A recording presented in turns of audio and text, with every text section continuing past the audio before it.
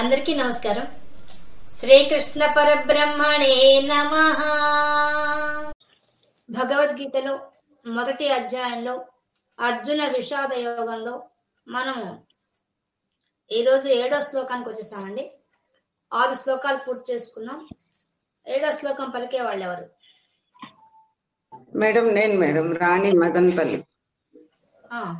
మీ పేరు బాగా చెప్పండి. కలపాటి రాణి మదన్పల్లి.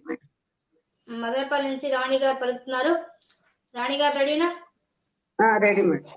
7వ శ్లోకం అండి. మొదటి అధ్యాయం 7వ శ్లోకం అందరు చూసుకోండి. అస్మాకం తు విశిష్టాయే తాన్ నిబోధ. ఎవరో మ్యూట్ చేసుకోవాలా? ద్విజోత్తమా నాయక మమ సైన్యస్య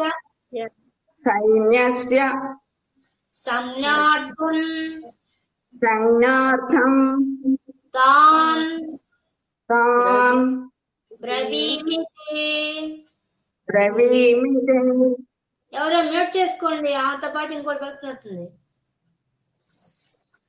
అస్మాకం తు విశిష్టాయే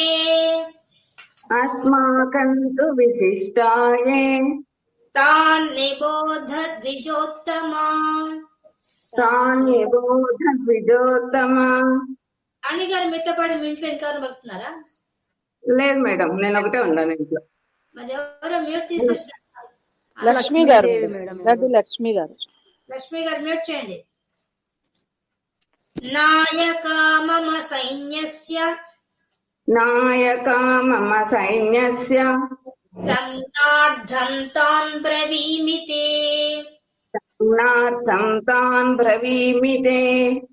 అస్మాకం తు విశిష్టాయే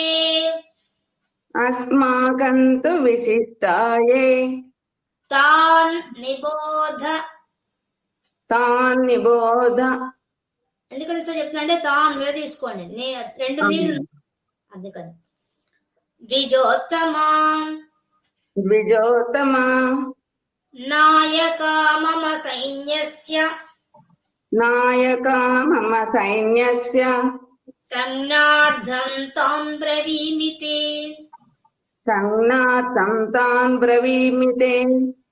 అస్మాకం తు విశిష్టాయే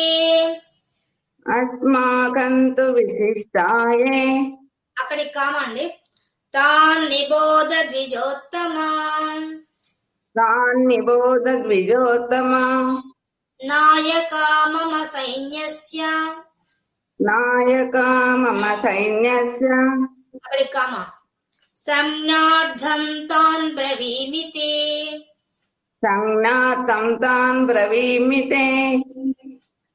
ఓకే, రాణి గారు మ్యూట్ చేసుకోండి. అస్మాకం తు విశిష్టాయే అక్కడికి కామా అండి. తాన్ నిబోధ తాన్ అనేది సపరేట్ చేసుకొని నిబోధ రాసుకోండి. ద్విజోత్తమ నాయక మమ సైన్యస్య సంజ్ఞార్థం తాన్ బ్రవీమితే. ఆ దుర్యోధనుడు ఇదంతా ఎలా జరుగుతోంది? ధృతరాష్ట్ర మహారాజు సంజయుని అడిగాడు యుద్ధరంగంలో ఏం జరుగుతోందని. దాన్ని చెప్తున్నాడు సంజయుడు. దానిలో భాగంగా దుర్యోధనుడు ద్రోణాచార్య దగ్గరికి వచ్చాడు. ఆయనకి పాండవ పక్షంలో ఉండే వాళ్ళు ఎవరెవరు గొప్పవాళ్ళు ఉన్నారు, వాళ్ళలో అందరూ మహారథులే అనే విషయాన్ని చెప్పాడు. అవంతా మనం చెప్పుకున్నాం. ఇప్పుడు తన సైన్యంలో ఎవరున్నారో చెప్తున్నాడు. అంటే కౌరవ పక్షంలో ఎవరు యుద్ధానికి సిద్ధంగా ఉన్నారు, వాళ్ళు ఎటువంటి వాళ్ళు అనే విషయాన్ని ఈ శ్లోకంలో తెలియజేస్తున్నాడు. ఎలా? ద్విజోత్తమ ఫస్ట్ లైన్ లో లాస్ట్ వర్డ్ ద్విజోత్తమ. ద్విజుల్లో ఉత్తముడా, ఓ బ్రాహ్మణ శ్రేష్ఠుడా. బ్రాహ్మణుల్లో ఉత్తముడు ఎందుకంటున్నాడు? బ్రాహ్మణులు అంటే బ్రహ్మ జ్ఞానం కలవాళ్ళు, అంతేకాకుండా నిష్ఠాగరిష్ఠుడు. అటువంటి వాళ్ళలో కూడా చాలా గొప్పవాడు ద్రోణాచార్యుడు. సామాన్యమైన వ్యక్తిగా ద్రోణాచార్యుడు. ద్రోణాచార్యుడి యొక్క నిష్ట ఎంత గొప్పదంటే అడవుల్లో తపస్సు చేసుకొని యజ్ఞయాగాదులు చేసేంత గొప్ప స్థితిలో ఉన్న వ్యక్తి అతను. సాధారణమైన వ్యక్తి కాదు. అటువంటి వాడు ఆ ద్రోణాచార్యుడు. కాబట్టి ద్విజోత్తమ అని పిలుస్తున్నాడు. అస్మాకంతు మన యొక్క సైన్యం, మన సైన్యంలో తో విశిష్టాయే చాలా విశిష్టమైన వాళ్ళు, చాలా గొప్పగా యుద్ధం చేయగల శక్తి సామర్థ్యాలు కల వాళ్ళు ఎందరో ఉన్నారు. తాన్ని బోధ అది మీకు తెలుపుతాను. నీకు తెలియదని కాదు, మీకు తెలుసు మన సైన్యంలో ఎవరున్నారో విషయం మీకు తెలుసు, కానీ నేను చెప్తున్నాను మీకు అని చెప్తున్నాడు. నాయక మన సైన్యంలో ఉండే నాయకులు, ముందుకు నడిపించే సైన్యాధ్యక్షులుగా ఉండేవాళ్ళు, గొప్ప వీరులు ఎవరో వాళ్ళ గురించి చెప్తాను. మమ సైన్యస్య నా సైన్యంలో నా సైన్యం ఏది ఉందో నీకు చెప్తాను. సైన్యార్థం నీకు తెలియదని కాదు, సైన్యార్థం అంటే గుర్తు చేస్తున్నట. ఓ ద్రోణాచార్య, ఓ ద్విజోత్తమ, నీకు గుర్తు చేస్తున్నాను నా సైన్యం, అండర్లైన్ పాయింట్, నా సైన్యంలో ఎవరున్నారో నీకు గుర్తు చేస్తున్నాను. తాన్ ద్రవీమితే నీకు నేను చెప్తున్నాను, తెలియజేస్తున్నాను. నీకు ఎవరెవరైతే ఏ సైన్యం అయితే నా దాంట్లో ఉందో అవన్నీ నీకు తెలియజేస్తున్నాను అని చెప్తున్నాడు ఆ దుర్యోధనుడు. ఎవరికి? ద్రోణాచార్యుడికి. చూడండి దుర్యోధనుడి యొక్క పాత్ర ఎలా మాట్లాడుతుంది. అహంకారంతో నిండిన యొక్క శిష్యుడి యొక్క మాటలు ఈ విధంగా ఉంటాయి. ఒక గురువు దగ్గర ఎలా ప్రవర్తించాలో, ఎలా మాట్లాడాలో, ఎంత వినయంగా ఉండాలో అది లేదు. ఆ మాటల్లో రాజదర్పం, అహంకారం కనిపిస్తోంది. చూడండి, నా సైన్యము, అది మనం అండర్లైన్ చేసుకోవాలి. మన సైన్యము అనాల. ద్రోణాచార్యుడు ఎవరు? వీళ్ళందరికీ ట్రైనింగ్ ఇచ్చినవాడు, యుద్ధం అంటే ఏందో ఓనమాలతో సహా నేర్పించినవాడు ద్రోణాచార్యుడు. అటువంటి గురువు దగ్గరికి వచ్చి ఏం చెప్తున్నాడు? నా సైన్యము అని చెప్తున్నాడు. మన సైన్యం కదా అనాసంది అంటే అంత అహంకారపూరితంగా ఉన్నాడు.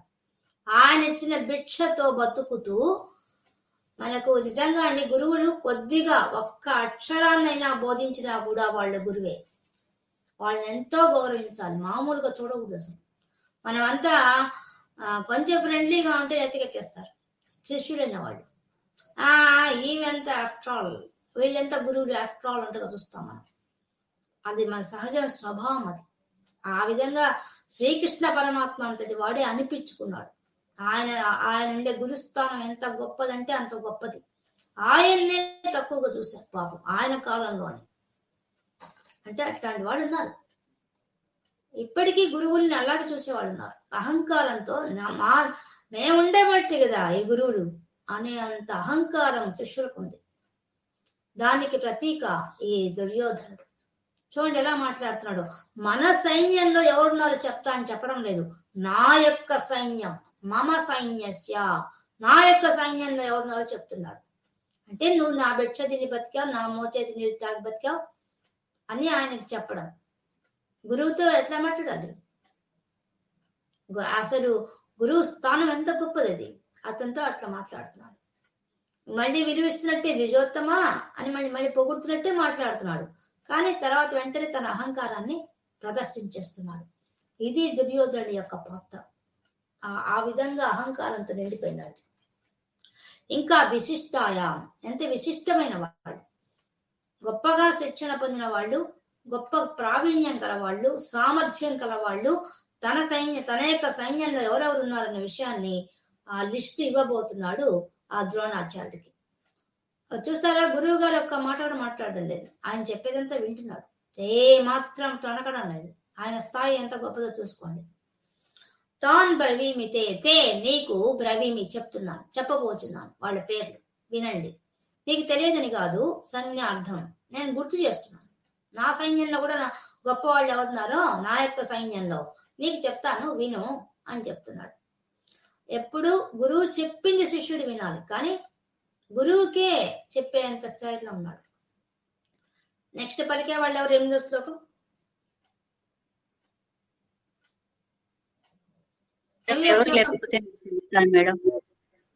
శ్రావణి గారు ఎవరు? మారడుకు పద్మావతి అమ్మ, అనంతపురం అమ్మ. శ్రావణి గారు పద్మావతి గారు చెప్పాలి, అనంతపురం నుంచి మేడం. పేరు చెప్పి చెప్పండి, పెద్దగా చెప్పాలి పేరు మీరు. పద్మావతి అనంతపురం అమ్మ. పద్మావతి గారు రెడీనా? రెడీ అమ్మ.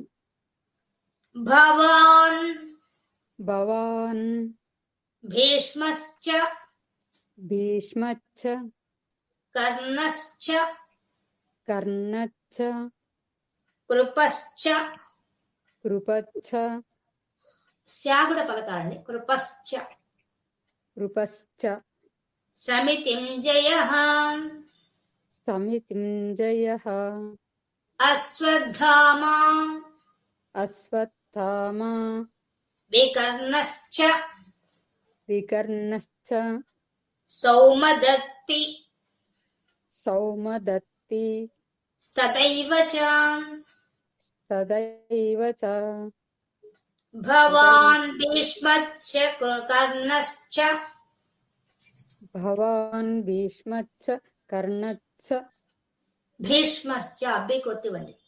భవాన్ భీష్మశ్చ కర్ణశ్చ భవాన్ భీష్మచ్చ కర్ణశ్చ టెన్షన్ పడకుండా చెప్పండి. కృపశ్చ సమితింజయః కృపచ్చ సమితింజయః అశ్వత్థామా వికర్ణశ్చ అశ్వత్థామా వికర్ణశ్చ సౌమదత్తిస్తదైవ చ సౌమదత్తి తదైవ చ భవాన్ భీష్మశ్చ కర్ణశ్చ భవాన్ భీష్మచ్చ కర్ణశ్చ కృపశ్చ సమితింజయః కృపచ్చ సమితింజయః అశ్వత్థామా వికర్ణశ్చ అశ్వత్థామా వికర్ణచ్చ సౌమదత్తిస్తదైవ చ సౌమదత్తి తదైవ చ భవాన్ భీష్మశ్చ కర్ణశ్చ కామాండి, కృపశ్చ సమితింజయః అశ్వత్థామా వికర్ణశ్చ అవడి కామ, సౌమదత్తి తథైవ చ. ఓకే, పద్మావతి గారు మ్యూట్ చేయండి. పద్మావతి గారు మ్యూట్ చేయండి. Thank you. మీరు థ్యాంక్స్ చెప్పడాలు అవేం చెప్పదు, గమనం పెట్టేసండి. భవాన్ భీష్మశ్చ కర్ణశ్చ కృపశ్చ సమితింజయః. ఏం చెప్తున్నాడు దుర్యోధనుడు? ద్రోణాచార్య దగ్గరికి వచ్చి ఎలా మాట్లాడుతున్నాడు చూడండి. భవాన్, మొట్టమొదట నా సైన్యంలో ఉన్న గొప్పవాడు ఎవరంటే భవాన్, నీవే, మీరే నా ఫస్ట్ ప్లేస్ మీదే. నా సైన్యంలో మొట్టమొదటి వాడి నువ్వే అని చెప్తున్నాడు.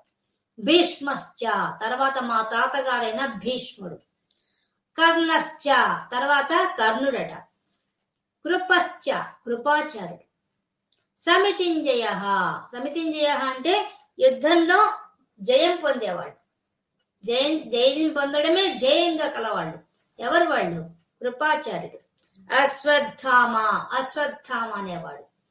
వాళ్ళిద్దరికి వస్తుంది ఆ పదం. సమితింజయః అనేది కిందన్న లైన్ లో అందరికి వస్తుంది, పైన కృపాచార్యుడికి వస్తుంది. వికర్ణశ్చ, వికర్ణుడు అంటే అశ్వత్థామ ఎవరంటే ద్రోణాచార్యుడి కొడుకు. వికర్ణశ్చ అంటే ఎవరంటే దుర్యోధనుడి యొక్క తమ్ముడు, ఆయన పేరు చెప్తున్నాడు.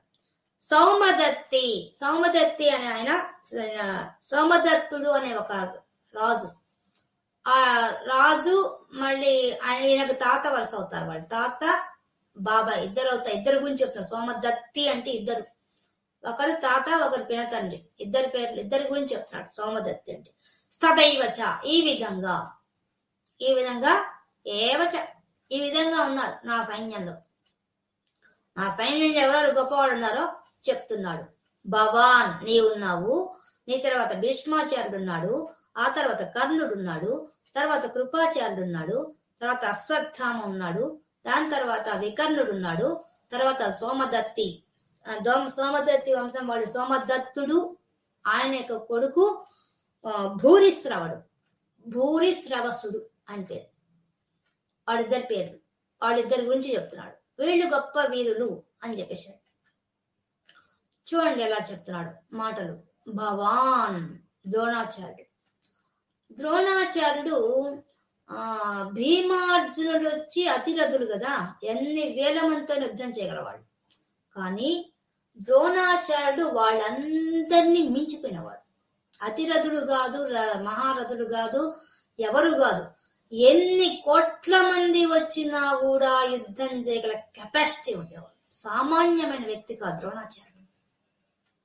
అటువంటి ఆయన ముందు నిలబడి కుప్పిగంతులు వేస్తున్నవాడు ఎవరు? దుర్యోధనుడు. నా సైన్యం, నా యొక్క సైన్యం, నా సైన్యం నువ్వు ఒకడివి అంట. అసలు సైన్యానికి మార్గ నిర్దేశకం చేసిన వాడు ద్రోణాచార్యుడు. ఈ దుర్యోధనుడి పక్షంలో ఉన్నందుకు భీష్మాచార్యుడి మీద కృతజ్ఞతతో ఆయన ఆ దుర్యోధనుడి యొక్క సైన్యాన్ని ఇక్కడ ఇలా ఉండాలి, ఇక్కడ ఇలా ఉండాలని ఒక ప్లాన్ వేసి చెప్పిన వాడు ద్రోణాచార్యుడు యుద్ధరంగంలో. ద్రోణాచార్యుడి గురించి మనం ఒక 2 విషయాలు తెలుసుకుందామండి. ఎందుకంటే మనకు చాలా ఆయన మీద చాలా అపనమ్మకం ఉండే విషయాలు 2 ఉన్నాయి. ఆ 2 ఎప్పుడు భారతం ఎవరు చదవరు. సినిమాలు తీసేవాళ్ళు వరస్ట్గా తీసేశారు ద్రోణాచార్యుడి గురించి. ఆ 2 అపనిందలు ఆయన మీదకి వచ్చాయి. అవి 2 మాత్రం మీకు చెప్తాను. ఎందుకంటే ఇది పిల్లలకు కూడా మీరు చెప్పాలి, గొప్ప విషయం. అందుకని ఈ ద్రోణాచార్యుడు భరద్వాజ మహర్షి యొక్క కుమారుడు. తండ్రి దగ్గరే శాస్త్రాలు నేర్చుకున్నాడు. సామాన్యంగా నేర్చుకోలేదు తండ్రి దగ్గర. అతను యోగ శాస్త్రాన్ని మొత్తం ఆపోసన పట్టినవాడు తండ్రి దగ్గర. అంత గొప్పగా నేర్చుకున్నాడు.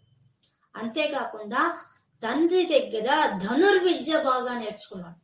దాన్ని ఎటువంటి పరిస్థితుల్లోనా ఎవరి మీదైనా ప్రయోగించడము, దాన్ని మళ్ళీ ప్రయోగించి దాన్ని ఉపసంహరించడం, 2 విద్యలు తెలుసు ఆయనకి.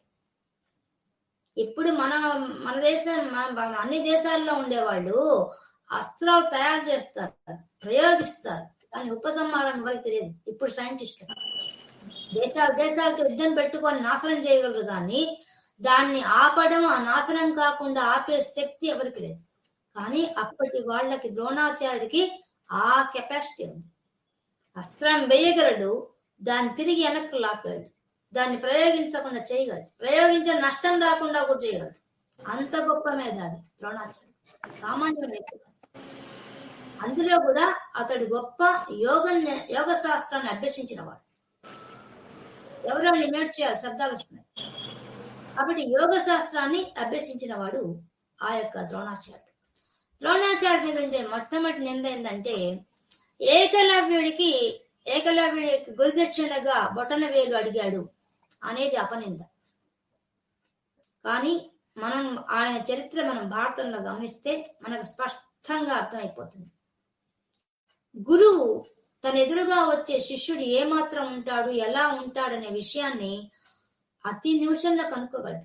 వాడు ఎంత గ్రహిస్తున్నాడు నా దగ్గర అనే విషయాన్ని ప్రతి గురువు కూడా కనిపెట్టగలడు. ఎంత శ్రద్ధగా వింటున్నారు, తనకి ఎంత గౌరవం ఇస్తున్నారు, ఇచ్చిన విద్యను ఎంత మాత్రం సద్వినియోగం చేసుకుంటారు అనే విషయాన్ని ప్రతి గురువు గుర్తించగలడు. అంత సామర్థ్యం గురువులకు ఉంటుంది, దాని సందేహం లేదు. మీరంతా కనిపించడం దగ్గర నేను చెప్పడం లేదు, కానీ ఎదురుగ్గా కూర్చుంటే నేను కూడా చెప్పగలను. ఎవరన్నా వినకుండా మనసు వేరే దగ్గర పెట్టుకుని వింటున్న వాళ్ళని నేను నిమిషంలో కనిపెట్టాను. శ్రద్ధగా విన వాళ్ళను, అహంకారంతో ఉండే వాళ్ళని నిమిషంలో కనిపెట్టచ్చు. చాలా సులభం అది. కానీ అటువంటి ద్రోణాచార్యుడు దగ్గరికి ఏకలవ్యుడు వచ్చాడు విద్యను నేర్పించాలి. అతన్ని చూడగానే కనిపెట్టేశాడు అతనిలో ఉండే లోపం. ఏముంది లోపం?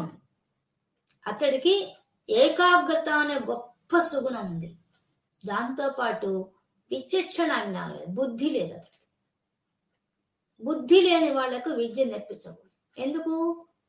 ఇప్పుడు మనం చూస్తున్నాం, టెర్రరిస్టులు వీళ్ళంతా విద్య నేర్చుకుంటారు, అంత గొప్ప విద్య నేర్చుకుంటారు వాళ్ళు, కానీ దేశ నాశనానికే ఉపయోగిస్తున్నారు. ఏం మంచి పద్ధతిలో కూడా చేయొచ్చుగా.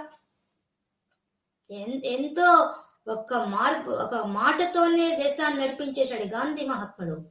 అంత శక్తి ఉంది, మాటకే అంత శక్తి ఉంది. సత్యాగ్రహం అనే ఒక్క ఆయుధంతోనే సాధించేశాడు కదా, దేశాన్ని మొత్తాన్ని ఒక తాటిని నడిపించగలిగాడు కదా. ఎందుకు వీడు అడవుల్లో కూర్చొని నికృష్టంగా బతుకుతూ ఎప్పుడు చస్తారో తెలియక ప్రాణభయంతో ప్రాణభీతితో బతుకుతూ ఏం బతుకులేవి, అలాంటి దుస్థితికి వెళ్ళిపోతారు. దేశానికి దేశ ద్రోహులుగా తయారవుతారు. అలాంటి వాళ్ళని ప్రోత్సహించకూడదు గురువైన వాడు. కాబట్టి ఆ ఏకలవ్యుడు ఎటువంటి వాడంటే ఆ సమయాన్ని బట్టి ప్రవర్తించే బుద్ధి అతనికి లేదు. అది కనిపెట్టేశాడు, మొట్టమొదట చూడంగానే కనిపెట్టేశాడు ద్రోణాచార్యుడు. అందుకని నీకు విద్య నేర్పించాను అని చెప్పాడు. కానీ వాడేం చేశాడు, ఆయన విగ్రహాన్ని పెట్టుకొని తదేక దీక్షతో వాడికి ఉండే ఏకాగ్రత ఎక్కువ ఉంది. ఆ ఏకాగ్రత ఒక్కోటి సాధించేశాడు. అంటే వాడు తపశ్శక్తితో సాధించాడు వాడు.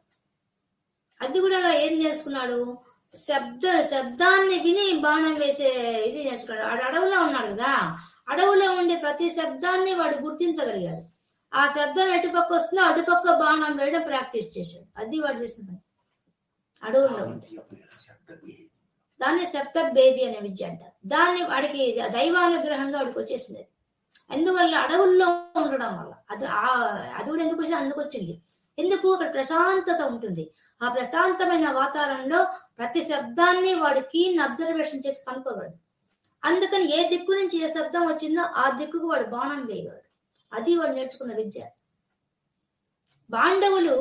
పాండవుని తీసుకొని అడవుల్లో వాళ్ళకు ప్రాక్టికల్ గా నేర్పించాలని ద్రోణాచార్య శిష్యులను తీసుకెళ్తే పాండవుల్ని కౌరవుల్ని, అక్కడ ఈ పాండవులు పోతూ ముందు కుక్కలను పంపిస్తారు ఎక్కడికైనా. అప్పట్లో ఉన్న పరిస్థితి, ఎందుకంటే క్రూర మృగాలు దూరంగా వస్తుంటాయి, వీళ్ళు కనిపెట్టలేరు కదా.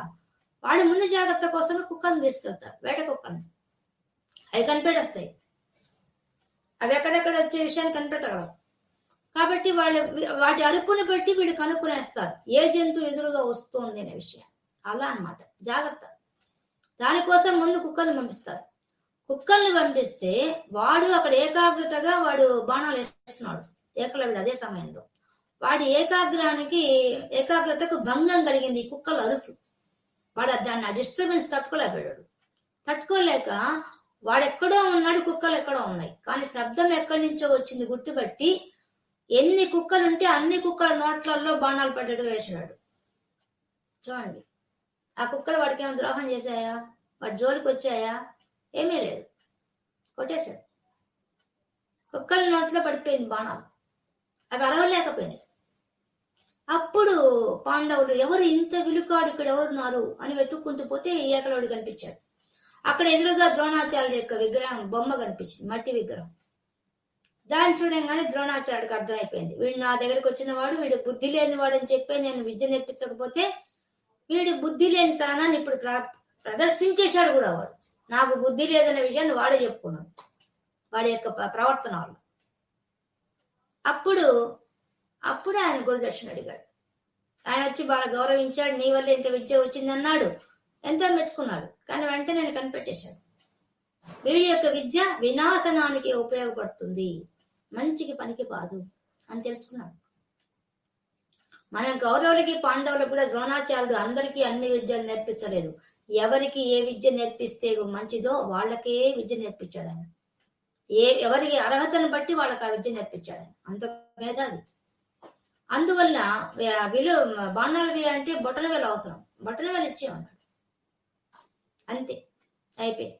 ఇంకా వాడికి బాణాలు వేసే ఛాన్స్ పోయింది. ఏ విద్యనైతే వాడు దుర్వినియోగం చేస్తున్నాడో దాన్ని పైకి రానికుండా చేసింది, అది ఆయన చేసింది. ఒక్క విషయం మనం గుర్తుపెట్టుకోవాలి, యోగ శాస్త్రం అభ్యసించే వాళ్ళు కానీ, ధ్యానం చేసేవాళ్ళు కానీ, సన్మార్గంలో ఉన్నవాళ్ళు కానీ, వాళ్ళు పొరపాటును కూడా, ఒక్క తప్పు కూడా వాళ్ళ జీవితంలో చేయరు, ఒక్క అబద్ధం కూడా చెప్పరు. మనం గుర్తుపెట్టుకోవాల్సిన విషయం, అబద్ధం చెప్పినా, నియమాలు తప్పినా ఆ ధ్యానం ఏమి ఉపయోగం లేదు. ఆ యోగ శాస్త్రం ఎందుకు పనికిరాదు. వాడి గొప్ప ఉన్నత స్థితికి వాడు వెళ్ళలేడు. ఈ విషయం ద్రోణాచార్యుడు తెలుసు. కాబట్టి ఏకలవ్యుడి పట్ల ప్రవర్తించిన విధానం, ఆయన అతన్ని మోసం చేయలేదు, సన్మార్గంతోనే చేశాడు. ఆ పని సదుద్దేశంతోనే చేశాడు. ఎందుకు, ఎప్పటికైనా ఏకలవ్యుడిపై దుర్యోధనుడి పక్షమే చేస్తాడు, దాంట్లో సందేహం లేదు. దుర్యోధనుడు చేసే పనే అది. తన తట్టు ఎవరు వస్తారా, అధర్మంలో ఎవరున్నారో బుద్ధిహీనులు ఎవరో వాళ్ళందరూ లాక్కుంటూ ఉంటాడు దుర్యోధను. తెలుసు ఆ విషయాన్ని. అందుకనే ఆ పని చేశాడు. ఇంకా నెక్స్ట్ రెండోది, మన యుద్ధ రంగంలో ఆయన చేసిన ప్రతిజ్ఞ ఏంటంటే, అశ్వత్థామ మరణించాడు అనే వార్త వింటే చాలు నేను అస్త్ర సన్యాసం చేస్తాను అని ముందే వాగ్దానం చేశాడు. దానివల్ల ఈ ధర్మరాజు ఒక భీముడు వచ్చి అశ్వత్థామ అనే ఒక ఏనుగు సంహరిస్తే అశ్వత్థామ హతః కుంజరః అని చిన్నగా చెప్పాడు అని సినిమాలో చూపిస్తారు మనకి కదా. కాదు, భారతంలో జరిగిన విధానం వేరే. విషయం ఏంటంటే, ద్రోణాచార్యుడు తెలిసిన విషయం ఏంటంటే అశ్వత్థామ చిరంజీవి. ఈ విషయం ఆయన పుట్టినప్పుడు తెలుసు. పిల్లవాడు పుట్టినప్పుడే చిరంజీవి అని తెలిస్తే ఇక అతను చనిపోతాడని ఎటు నమ్ముతాడు? అంటే శివుడు ఇచ్చిన వరం అంత పనికి మారిందా? చూడండి, మనం లాజిక్ గా ఆలోచిస్తే. కాబట్టి ధర్మరాజు అబద్ధం చెప్పాడు, అబద్ధం చెప్పడం వల్ల ద్రోణాచార్యుడు మరణించాడు అనేది ఎంత అవివేకమైన విషయం. ఇది సినిమాల్లో హైలైట్ చేసి చూపించిన విషయం. కేవలం ఆయన చెప్పింది అస్త్ర సన్యాసం చేస్తానని మాత్రమే చెప్పాడు. అంటే తన యొక్క తన మరణాన్ని తాను తెలుసుకోవడానికి, ఇతరులు పాండవులు తెలుసుకోవడానికి కోసంగా హింట్ ఇచ్చాడు. ఎందుకు? ఆయనకు ఉండడం ఇష్టం లేదు భూమి మీద, అయిపోవాలి. తను వచ్చిన పని అయిపోయింది భూమి మీద. తన వచ్చాడు, తన విద్య నేర్పించేశాడు, సంపూర్ణమైన జీవితం గడిపేశాడు, అయిపోయింది. ఇంకా ఆయనకి ఇష్టం లేదు. యోగి కదా, యోగికి ఎలా ఉంటుంది? ఎప్పుడప్పుడు ఈ శరీరంలోంచి వెళ్ళిపోదాం ఉంటుంది. అందుకని పాండవులకు హింట్ ఇచ్చేశాడు, నాకు ఆ ఒక్క మాట చెప్తే నేను వెళ్ళిపోతాను. అది ఏం చేసింది. నెక్స్ట్ ఇంకోటి ఏంటంటే, ఆయన యుద్ధ రంగంలో ధర్మరాజు ఆ అబద్ధం చెప్పక ముందు ఏమైందంటే, ఆయనకు పితృదేవతలు కనిపించారు. యోగి కదా, యోగికి అందరూ కనిపిస్తారు, ప్రపంచం అంతా కనిపిస్తుంది ఆయనకి. యోగి కాబట్టి వాళ్ళ పితృదేవతలు వచ్చి కనిపించారు ఆయనకి. నీవు ఇంకా చాలు, యుద్ధం చేసింది, ఇప్పటిదాకా నువ్వు నెరవేర్చాల్సిన కార్యక్రమాన్ని నెరవేర్చేసావు, అయిపోయింది, ఇంకొద్దు, వచ్చేసేయి మా దగ్గరికి, ఎంతకాలం ఉంటావు భూమి మీద.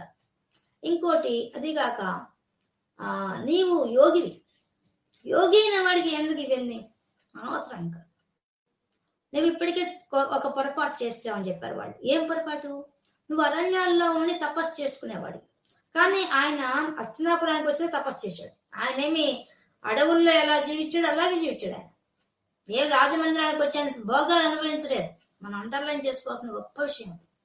ద్రోణాచార్యుడు ఎలా ఉన్నాడంటే అడవిలో ఏ విధంగా జీవించాడో అలాగే రాజ్యంలో కూడా జీవించాడు ఆయన. అది గొప్ప విషయం. అది సాధ్యమయ్యే విషయమా? ఎన్ని ఉంటాయి పదార్థాలు తినడానికి, పిలిస్తే వస్తాయి అన్ని, ఆ అరచేతిలోకి వచ్చేస్తాయి. రాజు యొక్క మాట గురువుగా ఆజ్ఞాపిస్తే అన్ని వచ్చి నట్టింట్లో కూర్చుంటాయి. కానీ ఆయన ఏమీ ఆశించలేదు. ఇక వాళ్లే ఇచ్చారు ఆయనకి, సలహాదారుని చేశారు, మంత్రిగా కూడా ఉండే హోదా ఇచ్చారు. యుద్ధ రంగంలో అన్ని వ్యూహాలు చేయమన్నారు, అన్ని పనులు వాళ్ళు చెప్పారు. కానీ ఆయన దాన్ని అంటి ముట్టకుండా మనసులో ఉన్నాడు. అది గొప్ప విషయం. ఆయన ఉన్నాడు ప్రపంచంలో, కానీ ప్రపంచానికి వ్యతిరేకంగా మనసు పెట్టుకున్నాడు. మనస్థాయి మాత్రం దేవుడి దగ్గర ఉంది ఆయనకి ఎప్పుడు, ప్రతి నిమిషం, ప్రతి సెకండ్ అలా ఉన్నాడు ఆయన. అందువల్ల పితృదేవత వచ్చి చెప్పారు, ఉన్నావు, నువ్వు ఒక మిస్టేక్ చేస్తావు. ఏంటది? అసలు నువ్వు అడవుల్లో తపస్సు చేసినప్పుడు అడవుల్లో ఉంటే పోయిండేదిరా. ఏదో వచ్చేసావు, ఏదో నువ్వు చేయాల్సిన కార్యం చేయాలనుకున్నావు, చేసావు. తండ్రి చెప్పాడు, నేను ధనుర్విద్య ఇచ్చిన దానికి సార్థకత చేకూర్చావు. అర్జునుడు అంతటి వాడిని తయారు చేశావు, వీరాది వీరుని తయారు చేశావు, గొప్ప విలువ విద్యను ఇచ్చేసావు అతనికి. శభాష్, చాలా గొప్ప పని చేశావు, ఇంకా చాలు వచ్చేసాయి అని చెప్పేశారు వాళ్ళు. వెంటనే ఆయన ఏం చేశాడు తెలుసా? యుద్ధ రంగంలో పద్మాసనం వేసుకొని కూర్చొని యోగి అయి తన యోగ సాధన ద్వారా తనలో నుంచి ప్రాణాన్ని ఈ సహస్రాన్ని చీల్చుకుని వెళ్ళిపోయింది. ఇది అంతా కృష్ణ భగవానుడు, ధర్మరాజు, యోగులైన వాళ్ళందరూ చూస్తూనే ఉన్నారు. ఆ విషయాన్ని ప్రతి ఒక్కరు చూశారు. ఆయన శరీరం నుంచి ప్రాణం వెళ్ళిపోవడాన్ని అందరు చూశారు. సహస్రారాన్ని పగలగొట్టుకొని వెళ్ళిపోయాడు. ఇప్పుడు చూడండి, ఆయన సహస్రాలను చేరినవాడు, సహస్రాలంలో ఉండే ఆ ఆనంద బిందువులను, అమృత బిందువులను ఆస్వాదించిన వాడు. కానీ ఒక్కళ్ళకు కూడా ఆ విషయం తెలియదు.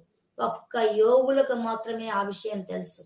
యోగి అయిన వాడు బయటపడడు, ఎక్కడా ఎవరికి కనిపించడు, తన యొక్క విద్యను ప్రదర్శించడు. మనం అండర్లైన్ చేసుకోవాల్సిన విషయం. ఇప్పుడు కుంభమేళాకు వచ్చే యోగులంతా అట్లాంటి వాళ్ళే. వాళ్ళకి ఎన్నో అద్భుతమైన శక్తులు ఉంటాయి, ఎవ్వరి ముందు ప్రదర్శించరు. వాళ్ళు ఎక్కడో ఉంటారు, మనుషుల మధ్య ఉండరు, మనుషులకు ఎటువంటి సహాయం చేయరు. ఎందుకు చేయరంటే వాళ్ళు తరించాల. వాళ్ళు ఏ మాత్రం మనుషుల కోసం ఒక్క విద్యను ఉపయోగించిన వాళ్ళ తపస్సు అంతా పోతుంది. వాళ్ళు కొన్నేళ్లు సాధించిన తపస్సు మొత్తం పోతుంది. వాళ్లకు జరిగేది, జరగబోయేది, ప్రతి ఒక్కరి జీవితం గురించి అన్ని తెలిసిపోస్తాయి. యోగ శాస్త్రం అభ్యసించిన వాడికి అన్ని విషయాలు తెలుస్తాయి. కానీ ఎట్టి పరిస్థితుల్లో వాళ్ళు నోరు జారి చెప్పరు. ఎందుకంటే అలా చెప్పారంటే వాళ్ళు యోగులు కాదు. అలా మన మామూలు మనుషుల్లాగా మాట్లాడుతున్నారంటే, మన ఉపయోగాల కోసం వాళ్ళ తపస్సు ఉపయోగిస్తున్నారంటే వాళ్ళు యోగులు కాదు. మనం గుర్తుపెట్టుకోవాలి. మనం పరిగిస్తుంటాం దొంగ బాబాల దగ్గరికి, ఎవరు బాబాలు పిలిస్తే వాళ్ళు పరిగిస్తూ ఉంటాం. ఎంత తెలివి తక్కువతనం అది. వాళ్ళు నిజమైన యోగులు కాదు. నిజమైన యోగులు యోగులే. వాళ్ళు ఎప్పుడూ వాళ్ళ తపశక్తిని దుర్వినియోగం చేయరు. మనం అండర్లైన్ చేసుకోవాలి ఆ విషయాన్ని. పిచ్చిగా మనుషుల దగ్గర పరిగెత్తబాకండి. కాబట్టి ఆయన అంత యుద్ధ రంగంలో అంత గలబా జరుగుతుంటే, చుట్టూ యుద్ధం జరుగుతుంటే, అంత ఏకాగ్రతగా ఆయన ధ్యాన నిష్ఠలో పద్మాసనం వేసుకొని కూర్చొని మరి తన శరీరంలోంచి తన ప్రాణాన్ని, సహస్రాన్ని చీల్చుకొని బయటకెళ్ళారు. అదందరు యోగులు చూశారు. ధర్మరాజు, కృష్ణుడు అందరు చూశారు. కానీ ఈ దృష్టజ్ఞుడు ఏం చేశాడు? ఆయన చంపడం కోసం పుట్టాడు కదా, పోయి ఆయన తల ఖండిస్తుంటే వాళ్ళందరూ వెనక నుంచి కేకలు పెట్టారు, అనవసరం నువ్వు చంపడం, ఆయన వెళ్ళిపోయాడు అని చెప్తున్నా కూడా వాడు పోయి వాడి పంతం నిర్వహించుకోవడం కోసంగా తలగోసాడు. అది వాడు చేసిన పని. అంతే జరిగింది. కాబట్టి ధర్మరాజు అబద్ధం చెప్పినా నమ్మేంత మూర్ఖుడు కాదు ద్రోణాచార్యుడు. ద్రోణాచార్యుడి స్థితి వేరే. సినిమాలో చూపించే కథలు నమ్మి భారతాన్ని తక్కువ అంచనా వేయబాకండి. భారతంలో ఉండే క్యారెక్టర్స్ ని చీప్ గా చూడబాకండి. చాలా గొప్ప క్యారెక్టర్స్. ఎందుకు భారతం చదవమంటారంటే ఒక్కొక్క క్యారెక్టర్ ద్వారా నువ్వు తెలుసుకోవాలి, నీ జీవితం ధన్యం అవుతుంది. నేను కూడా మీకు శ్లోకాలకు మీనింగ్ ఒకటి చెప్పి వెళ్ళిపోవచ్చు, చాలా సులభం. నాకు ఇవన్నీ 10 శ్లోకాలు లాగిచ్చేయగలను రోజుకి. ఎందుకు ఇంత నిదానంగా చెప్తున్నాను తెలుసా? భగవద్గీత చదివితే మనం బాగుపడాలి, ఇంకోళ్ళు 10 మంది బాగుపడాలి. అందుకు భగవద్గీత చదవస్తుంది. అంతేగాని శ్లోకాలు బట్టి వేసుకుంటూ శ్లోకాలని అక్షరాలు ఎలా ఉన్నాయి, ఇదేలా ఉన్నాయి కుస్తీ కొట్టుకోవడం కోసం కాదు భగవద్గీత ఉంటుంది. భగవద్గీత సారాన్ని నువ్వు ఆచరించినప్పుడే నువ్వు తరిస్తావు, లేకపోతే లేదు. నువ్వే కాదు, ప్రతి చిన్న పిల్లవాడు కూడా తరించాలంటే ఉండే ఏకైక మార్గం ఏంటంటే అది చెప్తున్న దాన్ని నువ్వు ఆచరించాలి. నువ్వు శ్లోకాలు బట్టి వేయడం కాదు. బట్టి ఎందుకు వేస్తున్నారు తెలుసా? ఎప్పటికైనా దాంట్లో అర్థం తెలుసుకుంటారనే ఒక ఆశ. అందుకు చేస్తున్నారు అందరూ. నువ్వు ఆచరిస్తేనే నువ్వు తరిస్తావు. ఇప్పుడు ద్రోణాచార్యుడు నువ్వు తెలుసుకున్నావు. ద్రోణాచార్యుడు మార్గంలో ఒక్క అడుగు, ఒక్క సెకండ్ వేసినా మనం ధన్యమైపోతాం. మన జీవితం ధన్యం. అసలు ఆయన లాంటి గొప్ప వ్యక్తి ప్రపంచంలో ఉంటూ పరమాత్మను తప్పించి మిగతా ఏ విషయాలకు విలువ ఇవ్వలేదు. ఆయన ఏ స్థాయిలో ఉందో ఆయన జ్ఞానం. ఆయన మాట్లాడితే ఒక్క మాటల్లో కూడా పొల్లు పోదట, ఒక్కరిని కూడా నిందించడంట, తన అహంకారాన్ని ఎక్కడా ఉండదు ఆయన ద్రోణాచార్యుడికి. ఎంత గొప్ప విషయం అనేది.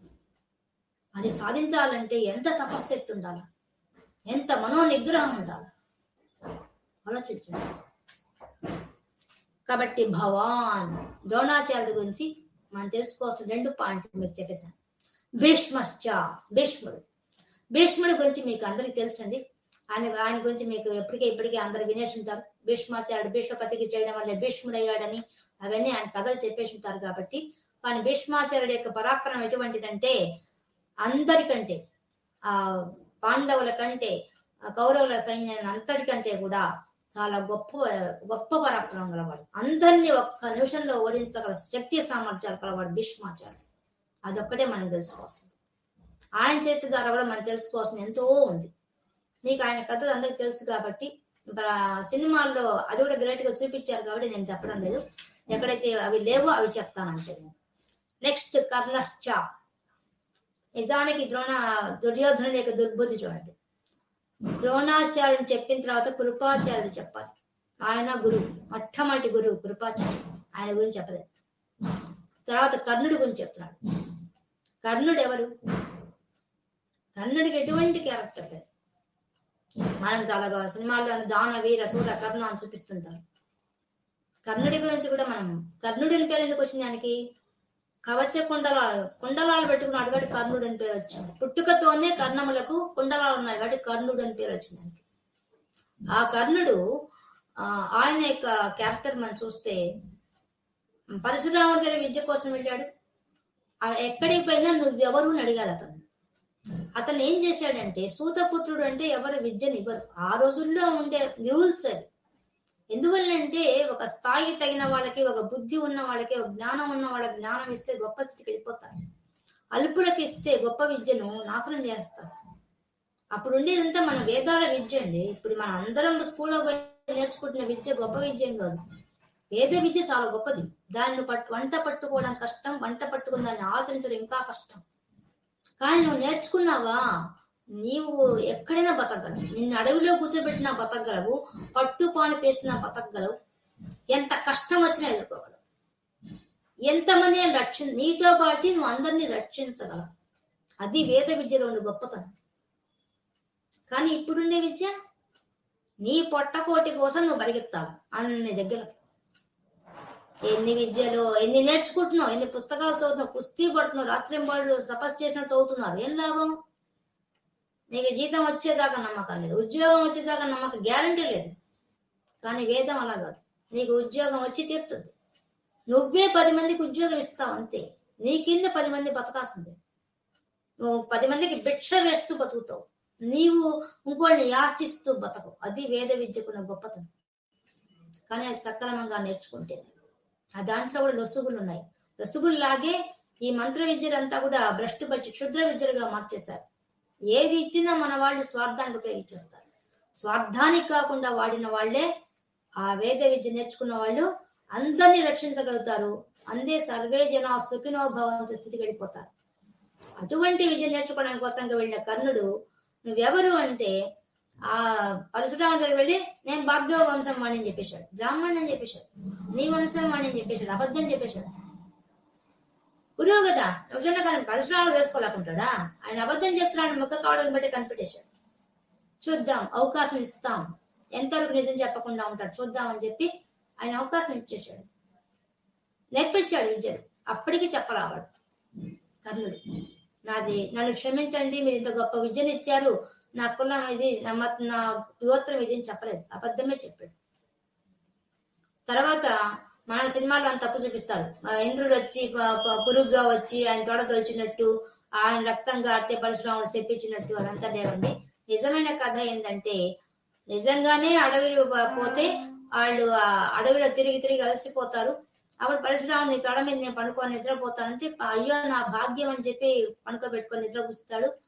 అప్పుడు ఆయన తొడ మీద వచ్చి ఒక పురుగు నిజంగానే కుడుతుంది. కుడితే రక్తం కారుతుంది. రక్తం కారినప్పుడు ఓడ్చుకుంటాడు. సామాన్యుడు ఓడ్చుకోలేరు, బ్రాహ్మణుడు అస్సలు ఓడ్చుకోలేడు. బ్రాహ్మణుడు చిన్న దానికి కూడా అమ్మ అబ్బాని కేకలు పెడతాడు. ఓడ్చుకునే శక్తి వాళ్ళకు ఉండదు. కానీ బ్రాహ్మణుడు కాదని కనిపెట్టేశాడు రక్తం కారంగా. ఎవరు నువ్వు అంటే అప్పుడు కూడా అబద్ధం చెప్పలేదు, నిజం చెప్పలేదు. అప్పుడు కోపం వచ్చింది పరశురాముడికి. మామూలు కోపం వచ్చేది కాదు పరశురాముడికి. అప్పుడైనా అతను నన్ను క్షమించండి గురువు గారు, నాది ఇది అని చెప్పుంటే అతను క్షమించి విద్య ఇచ్చుండేవాడు. కానీ ఎప్పుడైతే ఆ విధంగా ప్రవర్తించలేదో అప్పుడు పరశురాముడికి కోపం వచ్చి చెప్పించాడు. తర్వాత మనం ఇంకో రెండో పాయింట్, మైనస్ పాయింట్ మనం గమనించాల్సింది కర్ణుడిలో. మీరంతా అనుకుంటున్నారు దుర్యోధనుడి కోసం చాలా కష్టపడ్డాడు, ఆ స్నేహాని కోసమే తన యొక్క జీవితాన్ని పణంగా పెట్టాడని. ఎక్కడా పెట్టలేదు. మనం గమనిస్తే యుద్ధానికి పోయేటప్పుడు భీష్ముడు మహారథుడు నువ్వు కాదు కర్ణ అని చెప్పి చెప్తాడు. అతిరథుల్లో నిలబెట్టమని చెప్తాడు దుర్యోధనుడు, నిలబెట్టమని చెప్తారు. ఎందుకు అంటే ఇతడికి శాపగ్రస్తుడు ఎప్పుడు అతనికి అసిస్టెంట్ ఎవరో తోడు ఉండాల్సిందే, శాపగ్రస్తుడు కాబట్టి అటువంటి వాడిని మేము అతిరథుడిగా పెట్టము అని చెప్పి భీష్ముడు మొహమాటం లేకుండా చెప్తాడు. తన తాత కదా, యుద్ధరంగా ఉన్నప్పుడు నిష్కర్షగా మాట్లాడాడు. అప్పుడు ఏం ప్రతిజ్ఞ చేశాడు? వెంటనే కర్ణుడు భీష్ముడు యుద్ధ రంగంలో ఉన్నంతసేపు నేను యుద్ధం చేయనని చెప్పాడు. నిజమైన స్నేహితుడు అయితే దుర్యోధను తప్పు మనం చూసాం. మైత్రాది వాసన లభ్య, అక్కడ మనం చూసాం స్నేహితుడి యొక్క ధర్మం ఏంటో. స్నేహితుడు దుర్మార్గంలో పోతున్న స్నేహితుడిని మంచి మార్గంలో తిప్పాలి. కానీ దుర్యోధన చేసే ప్రతి యథా పనికి సహకరించాడు కర్ణుడు. మరి గ్రేట్ ఫ్రెండ్ ఎలా అవుతాడు? మళ్ళీ రెండోది, ఆపద సమయంలో ఆదుకోవాలి స్నేహితుడైన వాడు. విరాట పర్వంలో యుద్ధానికి పోయినప్పుడు మొట్టమొదట పారిపోయిన వాడు కర్ణుడే. అర్జునుడితో యుద్ధం చేయలేదు. ఆ దుర్యోధను వదిలేసి వెళ్ళిపోయాడు, పారిపోయాడు యుద్ధరంగం నుంచి. ఏమి స్నేహితుడు? కొన్ని యుద్ధరంగంలో చూద్దామంటే భీష్ముడు పడిపోయేదాకా నేను యుద్ధరంగానికి రా అన్నాడు. అంటే 10 రోజులు యుద్ధం చేయకుండా ఇంట్లో కూర్చున్నాడు. కనీసం ఒక సైనికుడిలాగా కూడా చేస్తా అని చెప్పలేదు. మరి ఏం స్నేహితుడు అతను? ఏమి దానకర్ణుడు, ఏమి పరాక్రమవంతుడు. దాన వీర సూర కర్ణ, ఏం సూర్యుడు అంటే మన సినిమాల్లో ఎంత మనకు అడ్జస్ట్ చేసి చెప్తున్నారు. ద్రౌపది వస్త్రాపరణ సమయంలో గాని, జూదంలో గాని ప్రతి దగ్గర కర్ణుడి పాత్ర ఉంది. కానీ మనం ఇంకా గుర్తుపెట్టుకోవాల్సిన ముఖ్యమైన విషయం, కర్ణుడి విషయంలో సినిమాలో చూపించి ఎంత తప్పుడు చూపిస్తున్నారంటే, యుద్ధ సమయంలో పోయి కృష్ణ పరమాత్మ నీవు కుంతి కొడుకు అని చెప్పాడని చూపిస్తారు. కుంతి కొడుకు అని చెప్పాల్సిన అవసరం కృష్ణుడికి ఏముంది? కృష్ణుడికి ఏం అవసరం? అంత పిరికివాడా కృష్ణుడు? ఆయన పరమాత్మ, జగద్గురువు, ఆయనకేమంత కర్మ పట్టింది? ఆయన ఒక్కటే కర్ణుల్లో గమనించిన విషయం. ఆయన కర్ణుల్లో అధర్మానికి ధర్మానికి ప్రతిరోజు ఫైట్ ఆయన మనసులో జరుగుతుంది. పరమాత్మను తలుచుకొని సూర్య భగవానికి నమస్కారం పెట్టి ఏడుస్తున్నాడు. నేను అధర్మ మార్గంలో పోతున్నాను, ధర్మంగా పోవడం లేని ఏడ్చాడు మనసులో. అది ఆయన చేసిన పని. వాళ్ళని అడ్డు చెప్పలేక, తన గతి లేక, అక్కడి నుంచి బయటికి పోలేక, జీవితం లేక, ఇంకో మార్గాన్ని వెతుక్కోకుండా ఆ దుర్యోధనుడి కాళ్ళు పట్టుకొని కూర్చొని ఆయన చేసిన ఘనకార్యం అది. దాని మీద పరమాత్మకు జాలి కలిగింది. ఒరే ఒరే ఒరే, ధర్మ పోరాటం అతని మనసులో జరుగుతోంది అని చెప్పి దయతో బోధ చేయడానికి వచ్చాడు. నువ్వు అధర్మాన్ని వదిలిపెట్టు, నీకు అండగా నేను ఉంటానని చెప్పడానికి మాత్రం వెళ్ళాడు. మీరు అండర్లైన్ చేసుకోవాల్సిన విషయం. యుద్ధానికి సపోర్టుగా కర్ణుడిని పిలవడానికి కోసం పోలేదు. అండర్లైన్ చేసుకోండి. కుంతిని కూడా ఆయన ప్రోత్సహించి తీసుకొని చెప్పలేదు. కుంతి వెళ్ళింది. ఎందువల్ల తన కొడుకుగా ఆయన ఫస్ట్ డేనే గుర్తించేసింది ఆమె. అందుకని ఆమె వెళ్ళింది. అతను బతకాలని కోరుకుంది. కన్న కొడుకు మరణిస్తాంటే ఎవరు తట్టుకుంటారు? అందుకనే తమ పక్షం వచ్చి ఆయన బతికడానికి వెళ్ళింది ఆమె. కానీ వాడు అప్పుడు మాత్రం మహా కృతజ్ఞత చూపించినట్టు చెప్పాడు. అది వాడు చేసిన పని. కాబట్టి ఈ విధంగా కర్ణ క్యారెక్టర్ మీకు బయట సినిమాలు చూపించే అంత గొప్పది కాదు, అంత గొప్ప స్నేహితుడు ఏమీ కాదు. అతని దగ్గర సుగుణం దానం చేయడం. కాబట్టి కర్మజీవి పాపం. ఎందుకంటే గొప్ప రాజవంశంలో పుట్టి కూడా దౌర్భాగ్యమైన జీవితాన్ని గడిపాడు, శాపగ్రస్తుడయ్యాడు. దాని మీద మనం జాలి చూపించాలి. ఎంత గొప్పగా వెలిగిపోవాల్సిన, పాండవులతో సమానంగా వెలగాల్సిన జీవితము అధర్మపక్షంలో చేరిపోయి అన్యాయం పాలైపోయాడు. అది మాత్రం మనం చాలా మంది దయ చూపించాల్సిన విషయం అది. అంతేకాదు, కుంతి కూడా తప్పు చేసిన దానికి ఆమె మీద కూడా మనం బాధపడాల్సిన విషయం. తల్లిగా అతనికి న్యాయం చేకూర్చలేకపోయింది. అది చాలా బాధైన విషయం. తల్లి తండ్రి ప్రేమకు దూరం చేసి ఎవరో పెంచుకునేటట్టు చేసింది కదా, అది ఆమె ఆవేశంలో తీసుకున్న నిర్ణయం. ఇప్పటి ఆడపిల్లకాయలంతా ప్రేమ వ్యామోహంలో చేసి కడుపులు తెచ్చుకుంటున్నారు. వాళ్ళందరికీ తార్కాణం కుంతి. దాన్ని బట్టి మనం తెలుసుకోవాలి. ఆడపిల్లలందరూ కూడా పెళ్లి కాకముందే గర్భం తెచ్చుకోవడం పిచ్చి పనులు చేయకూడదు అని మనం తెలుసుకోవాలి, వెర్రి వ్యామోహంలో. కాబట్టి ఇది కర్ణుడి క్యారెక్టర్. ఇక కృపాచార్యుడు. కృపాచార్యుడి యొక్క చెల్లెలు కృపి, ఆమె ద్రోణాచార్యుడి యొక్క భార్య. కాబట్టి కృపాచార్యుడు కూడా అందరికీ విద్యలు నేర్పించిన వాడు. కౌరవులందరికీ విద్యలు నేర్పించాడు. పైగా ఇతడు కూడా చిరంజీవి అన్నమాట. అందువల్ల పరీక్షిత్తు మహారాజు కూడా విద్య నేర్పించాడు. పాండవుల యుద్ధంలో నిలబడ్డవాడిన వాళ్ళకు కూడా నేర్పించాడు ఆయన. అంత గొప్పవాడు కృపాచార్యుడు. కృపాచార్యుడి పేరు ముందు చెప్పి కానీ కర్ణుడి పేరు చెప్పకూడదు. కానీ కృపాచార్యుడి పేరు తర్వాత చెప్తున్నాడు కాబట్టి తెలివిగా సమితింజయ అనే పదాన్ని అక్కడ పెట్టేశాడు. సమితింజయగా అంటే యుద్ధంలో ఖచ్చితంగా జయించేవాడు ఎవరంటే కృపాచార్యుడే అని ఆయన మెచ్చుకుంటున్నట్టుగా. అంటే ద్రోణాచార్యుడు అనుకుంటాడు కదా, అదే నా బావమరిది పేరు ముందు చెప్పకుండా కర్ణుడి పేరు చెప్పాడు అనుకుంటాడని ఆ యొక్క విశేషణాన్ని వేసి చెప్తున్నాడు. తెలివి ఎంత తెలివి ఉందో చూడండి దుర్యోధనుడు. అశ్వత్థామ అంటే ద్రోణాచార్యుడి కొడుకు. ఆయన కూడా సమితింజయ చెప్తున్నాడు. అతను కూడా యుద్ధంలో గొప్ప వీరుడు అని చెప్తున్నాడు. అశ్వత్థామ కూడా మనకు భారతంలో చాలా చీప్ గా బిహేవ్ చేసినవాడు అశ్వత్థామ. కానీ అతను చిరంజీవి. అతని విషయంలో కూడా మనకుండే ఒక విషయం మీకు చెప్పాలి. ఇది సినిమాలో కూడా చూపించరు. ఇది అసలు విషయం. ఇతడికి బ్రహ్మ శిరోనామ అనే అస్త్రము అర్జునుడికి అన్ని అస్త్రాలు నేర్పించాడు ద్రోణాచార్యుడు. ఎందువల్ల అర్జునుడికి ఇంద్రియ నిగ్రహం కలదు, బుద్ధిమంతుడు, ఎక్కడ ఎప్పుడు ఎలా అస్త్రాలు వేయాలో దాన్ని వెనక్కి తీసుకోవాలి రెండు తెలిసిన వాడు అర్జునుడు. అంత గొప్ప మేధావి. ద్రోణాచార్యుడు విద్యలన్నీ నేర్పించింది ఎవరికంటే ఒక్క అర్జునుడికి. ఎందువల్లంటే అర్జునుడికి అంత మేధావి అన్నమాట. అది ఆయన కనిపెట్టేశాడు. అందుకనే ప్రతి విషయాన్ని నేర్పించాడు. అర్జునుడికి నేర్పించిన విషయం అంటే ఏం లేదు. అది చూసి కుళ్ళుకున్నాడు ఈ అశ్వత్థామ. నేను నీ కొడుకుని నాకు నేర్పించకుండా ప్రతి అస్త్రాన్ని అతనికి నేర్పిస్తున్నాను కోపంతో ఇంట్లో తగలబెట్టుకున్నాడు. పెట్టుకొని ఈ బ్రహ్మశిరోనామ అస్త్రాన్ని అర్జునుడికి నేర్పిస్తున్నప్పుడు ముందుకేశాడు. నాకు కూడా నేర్పిస్తావా లేదా నువ్వు అని ఇంట్లో రోజు తగలబెట్టుకున్నాడు. కాకపోతే పుత్ర ప్రేమ అనేది ఒక ద్రోణాచార్యుడికి ఒక మైనస్ పాయింట్ ప్రతి తల్లిదండ్రులకు ఉంటుంది కదా కొడుకు మీద ప్రేమ. అందులో కొడుకు ముద్దుగా అడుగుతుంటే ఎవరికైనా చెప్పాలనిపిస్తుంది కదా. దానివల్ల అతను అడిగేటప్పుడు చాలా మహా రిక్వెస్ట్ గా అడిగాడు. కానీ ద్రోణాచార్యుడు కనిపెట్టేశాడు తన కొడుకులో ఉండే లోపం. ఇతడు అమిత ఆవేశపరుడు అని తెలుసుకున్నాడు. అందుకని ఆయన పేరు కూడా అశ్వత్థామ అని పెట్టాడు. పేరు కూడా ఎంత బాగా పెట్టాడు. అశ్వం అంటే గుర్రం, హార్స్ పవర్. గుర్రానికి ఎంత వేగం ఉంటుందో వాడి ఆలోచనలు అంత వేగంగా ఉంటాయి. అందుకని అశ్వత్థామ అని పేరు పెట్టాడు. చూడండి పేరు పెట్టి ఎంత బాగా ఆలోచించి పెట్టారు. అంటే హార్స్ ఎంత వేగంగా పరిగిస్తుంది, వాడి బుద్ధి అంత స్పీడ్ గా పనిచేస్తుంది. కానీ విచక్షణ లేదు. గుర్రాన్ని నడిపేవాడు ఒకడు పైన కూర్చోవాలి జాలు చూపించడానికి. వీడికి ఎవరు చూపిస్తారు? వీడే పోవాలి కదా. వీడి బుద్ధి వీడే పెట్టుకోవాలి. కానీ పెట్టుకోడు. అందుకని ఆయనకి ఆ పేరు పెట్టాడు. ఆయన ఇంత తెలివైన వాడు ద్రోణాచార్యుడు. కాబట్టి ఆ అశ్వత్థామ వచ్చేసి చేసిన పని ఏంటంటే అడిగితే ఇంకా విసుగు పుడితే ఆయన ఏం తెలివిగా ఏం చేశాడు ద్రోణాచార్యుడు. ఆ రోజుల్లో నియమం ఏంటంటే ఎవరికైనా ఒక అస్త్రం నేర్చుకుంటే ఆ అస్త్రాన్ని మళ్ళీ ఉపసంహరించడం నేర్చుకోవాలి. రెండు నేర్చుకున్న వాడే ప్రయోగం చేయాలి. అది రూల్. ఇప్పుడు వాళ్ళకు కూడా రూల్ పెట్టాలండి. అసలు అస్త్రాలు తయారు చేస్తారే గాని దాంట్లో నుంచి దుష్పరిణామాలు రాకుండా రక్షించుకునే మార్గాన్ని ఎవరు చెప్పరు. దౌర్భాగ్యం. అటువంటి పరిస్థితి అప్పట్లో ఉండే నియమం. ఆ నియమం ప్రకారం ఏం చేశాడు, కొడుకు ఏడుస్తున్నాడని చెప్పి ఊరికే ప్రయోగం నేర్పించి ఉపసంహారం నేర్పించలేదు. అంటే వాడు ఇంకెప్పటికీ దాన్ని ఉపయోగించడానికి వీలు లేదు. ఉపసంహారం తెలిస్తేనే వాడు ఉపయోగించాలి, కానీ అది నేర్పించలేదు.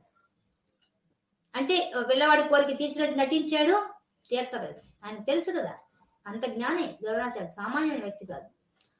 తర్వాత వాడు ఏం చేశాడు, దుర్యోధనుడు యుద్ధరంగంలో చావు బతుకుల మధ్య ఉన్నాడు, ఆయన జరిపినాడు.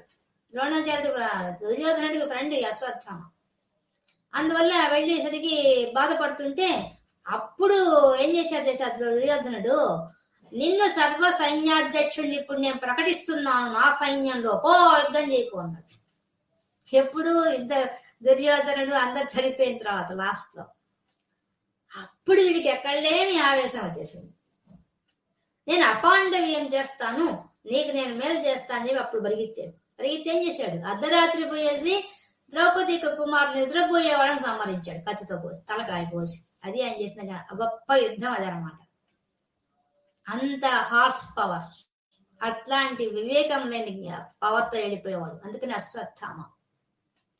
దానివల్ల వాడు ఏం చేసిన యథాపని చేయంగానే అప్పుడు భీముడు అర్జునుడు చెప్పుకుంటారా, చంపినందుకు వాడిని చంపడానికి పోయినారు.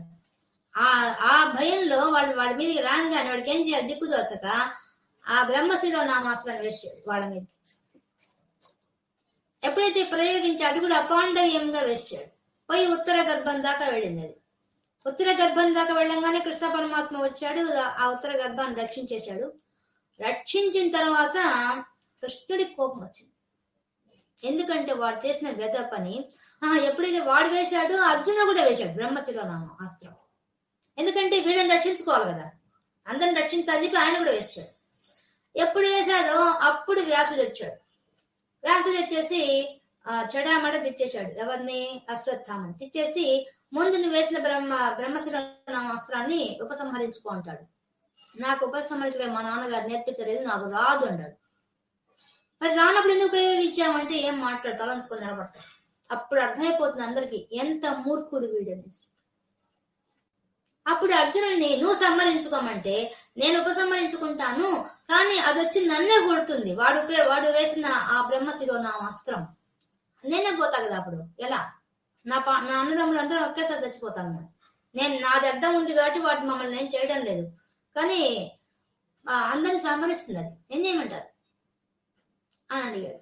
అప్పుడు వ్యాసుడు చెప్పాడు, నాయన అర్జున, నీ సంగతి నాకు తెలుసు. ద్రోణాచార్య దగ్గర నువ్వు నీకిచ్చిన అస్త్రాలు ప్రయోగించడమే కాదు, ఇతరులు ఉపయోగించిన అస్త్రాలు ఉపసంహరించుకునేంత విద్య నువ్వు నేర్చుకున్నావు అని నాకు తెలుసు. కాబట్టి ఈ 2 అస్త్రాలు నువ్వే ఉపసంహరించు అని చెప్తాడు. అప్పుడు అర్జునుడు ఆ 2టిని ఉపసంహరిస్తాడు. అప్పటికైనా బుద్ధి తెచ్చుకొని ఆ అశ్వత్థామ అర్జునుడు కాళ్ళు పట్టుకోడు, ఎవరికి సారి చెప్పడు, అంత అహంకారంతో నిలబడతాడు, అజ్ఞానంతో నిలబడతాడు. అప్పుడు ఆయన యొక్క 3వ కంటి దగ్గర ఒక మణి ఉంటుంది. ఆ మణిని పీకేస్తాడు కృష్ణ పరమాత్మ. తీసేసి అది రక్తం కారుతుంది విపరీతంగా.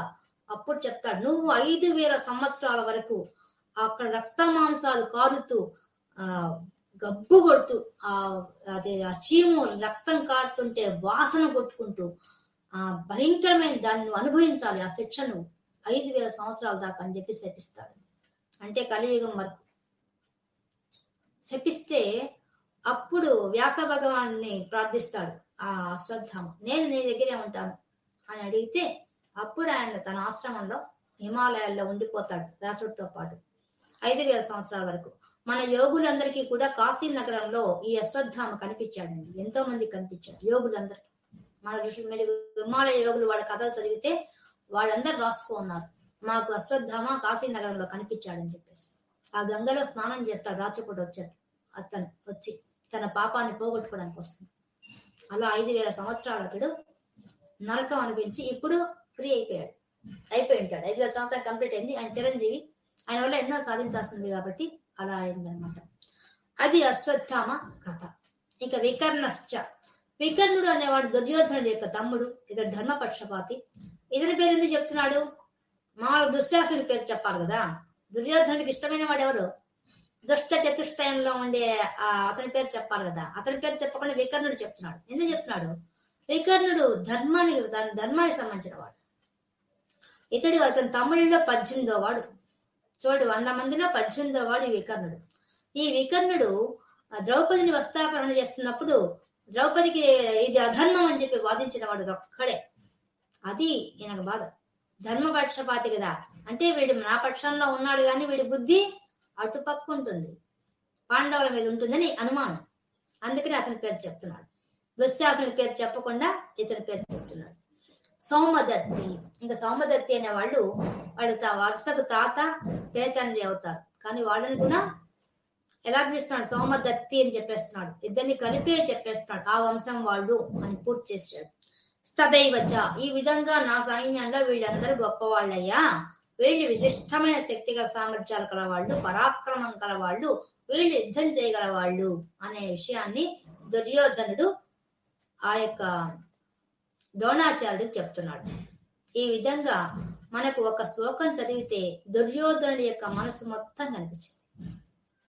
కాబట్టి ఇది ఈ శ్లోకంలో ఉండే ఈ శ్లోకం అర్జున విషాద యోగంలో మొదటి అధ్యాయంలో మనం ఈ రోజు 7, 8, 2 శ్లోకాలు పూర్తి చేసుకున్నాం.